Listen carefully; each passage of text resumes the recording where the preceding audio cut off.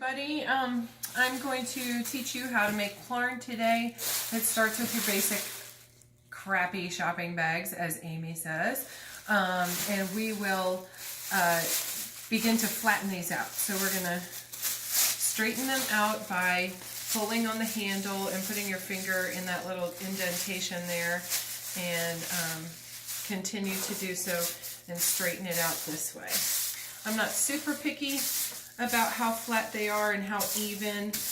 It just makes the cutting process a little bit easier, and I like to take a few bags, probably no more than 3 or 4, and stack them on top of each other. So for time's sake, I'm just going to stack 2 up here right now and flatten these out together, and then I'm going to fold them long ways to meet the other edge, and I'm going to do that again. And so then I have what you can see here, which looks like a little strip. Okay, so I'm going to cut off the handle side, so just cut about that much, and don't throw this away. This will become pillow stuffing at some point. And I'm going to cut off this end down here where the bag is sealed, and save that as well. Okay, so that goes in a separate Ziploc bag or another shopping bag to save for pillow stuffing. Now at this point, this strip that I have, I'm going to fold this direction, and I like, see, we have a messy edge here and a clean edge over here. I like to take my scissors in the clean edge and just snip that right in half, just like that. Then I take each of those, slip my scissors again in the clean edge, and cut those. Okay, set those down and do it again with this side. Again, we have a messy edge over here with all these layers. We have the clean edge. I take the scissors and go in on the clean edge and just cut. I find it's easier to make sure that I get everything. Then I open them up, and I have these loops like this. Okay, so I have loops that look like this, and I have a bunch of them because I've cut multiple bags at one time.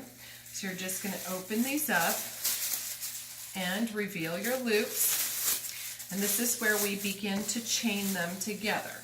So you're going to have one on this hand and one on this hand, and you'll pull one to the center like that, and then just kind of loop it together and knot it. Okay, and what I can tell you about the knotting process, it does take a little bit of getting used to, and I would recommend keeping, and I'll show you with this one, keeping it loose until you are sure of the placement of that knot. So like it's at the end, keep it loose and kind of work it in, and then at the very last second, make it tight. Okay, if you happen to break something, just go ahead and tie it. There's no need to start over. The knots actually are not visible in the mat itself, and so don't worry about the particulars of that. So you're just going to keep opening these loops, opening these from this point right here, and making the chain.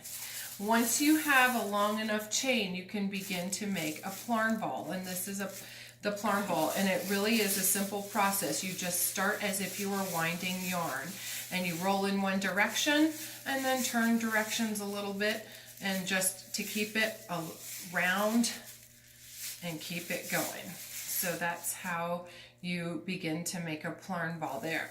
What I'm going to show you right here with this chain I just made is actually how to attach it to a ready-made plarn ball, because your TV show or your movie will end tonight, and then you'll want to pick up tomorrow. And so I'm going to do my best to find the end on this plarn ball.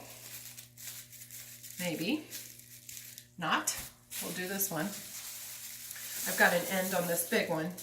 And so if I want to continue tomorrow where I left off, and I have a new chain to add on to an existing plarn ball, I find that it's always easiest to take that end, slip it through, and then take the whole plarn ball and put it through that loop to attach it.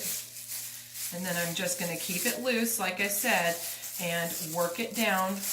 When I know I have it in a fairly good spot, that's when I'm going to tighten it, okay? And then that I've attached my new chain, and I can begin to wind it onto the existing plarn ball that I already had. Okay, so that's how to make plarn, and from there we save these balls. We send them to our artists who then crochet them into mats, and for them to get the plarn balls already done is a huge time saver for them, and they can crank out even more mats than they could if they had to sit and cut themselves.